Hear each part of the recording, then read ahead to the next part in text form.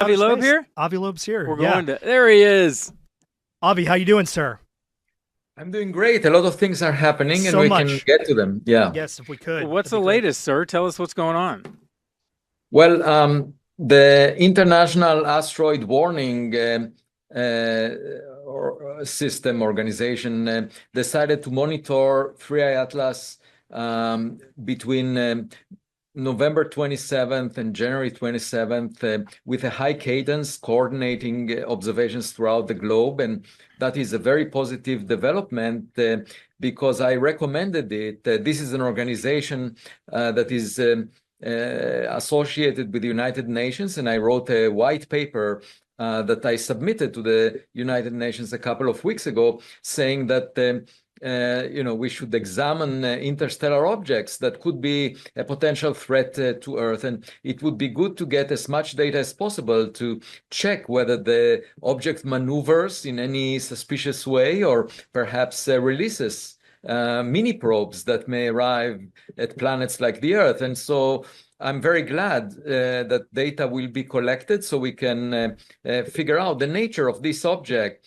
In addition, we have additional data that was reported just over the month of September. It was imaged. The object was imaged, and we could see that the previous anti-tail, that was a jet of glow that was pointed towards the sun, 10 times longer than it is wide, first identified clearly by the Hubble Space Telescope on July 21st. It was pointing in the opposite direction to cometary tails that are pushed away from the sun, usually by the radiation pressure and the wind from the sun. This one was a jet pointed towards the sun. It wasn't clear what its nature is, and it appeared during July and August. And then in September, we started seeing, based on new data, the tail, the anti-tail, the jet towards the sun, changing direction away from the sun. So the question is why? And of course, one possibility is that the sun-facing side is releasing ices that evaporate, so they never get to live long enough, those fragments of ice, in order to be pushed behind the object the way that we find in comets.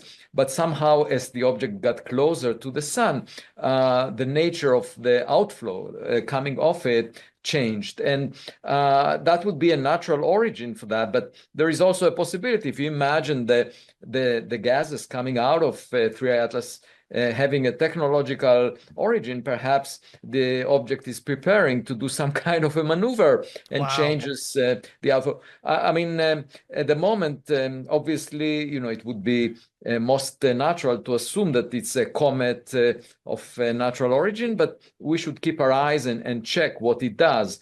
And just before that image was released, or several images were released over the month of September, there was an image from August showing clearly an anti-tail that is pointed towards the sun. So this happened recently. And we're still waiting for an image from the highest resolution image that we can get from the HiRISE camera on board the Mars Reconnaissance Orbiter that observed the object when it was closest to Mars. It was within 30 million kilometers from Mars on October 2nd, 2025. And the claim is because of the government shutdown, NASA is unable to release those images, which I find surprising because, the principal investigator of that camera, is a professor at the University of Arizona. There should have been a release of the data to the scientific community, irrespective of whether the communications office of NASA is active or not. This is a matter of science, not of public relations. And in fact, it's not good for public relations because the European Space Agency released an inferior data set from a camera they had that was only 13.5 centimeters in diameter, whereas the HiRISE camera is 50 centimeters in diameter. So the HiRISE image is supposed to give us the crispiest image of 3i Atlas with a pixel resolution of 30 kilometers. And that is better by a factor of 3 than the image we received from the Hubble Space Telescope, for example. So I'm really very eager to see it, but we have to wait. Avi, real quick, if we could talk about a little more with where the object is in relation to, it's almost at the point of reaching its closest point to the sun. And when that date happens, do you have any advice for folks about, what they need to plan on doing? I think that would be good. Yeah, so on October 21st, that was a couple of days ago, it was in solar conjunction relative to Earth, meaning exactly on the opposite side of the sun. So if you were looking at the sky that day and seeing the sun up there, you can imagine 3i Atlas just behind it, perfectly behind it, so we can't observe it for sure. And we can't observe it throughout the month of October, actually, because it's so close to the sun, perhaps for a reason. If it was trying to avoid us noticing that it releases mini probes or doing some maneuver, that would be the perfect timing.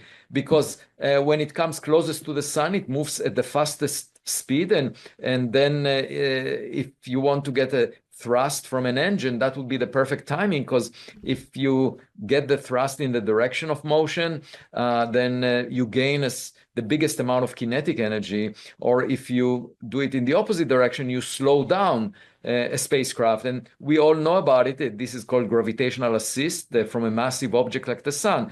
And so this week is the perfect timing for 3i Atlas to do that. And we can't look at it from Earth.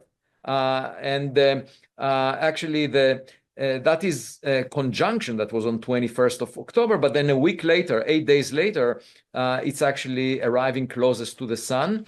And at that point, it will be at about 203 million kilometers from the sun. It will get of the order of 100 gigawatts of power on its surface from sunlight. So that will be the hottest point in its journey. And we don't know what will happen. If it's a natural comet, it could, for example, disintegrate, break up, evaporate much more. So we can learn much more about it. If, on the other hand, it's technological, it will behave differently. And so we really want to watch it immediately after that. And in the first week of November, there is the JUICE spacecraft that was launched by the European Space Agency that could potentially get close to it and observe it. And then it will be closest to Earth actually on December 19th. So it's interesting that, October 29th, when it's closest to the sun, is near Halloween.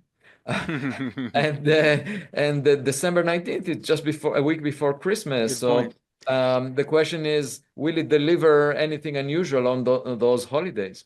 Now, Avi, one thing we just wanted to get into a little bit, just on some of the scientific community maybe saying that it's premature to start having these discussions, saying this is possibly intelligent life out there doing that, and really trying to kind of cool the jets on any predictions like that. But I just wanted to talk to you a little bit about the process of the questions that you're asking and how important that is right now in science.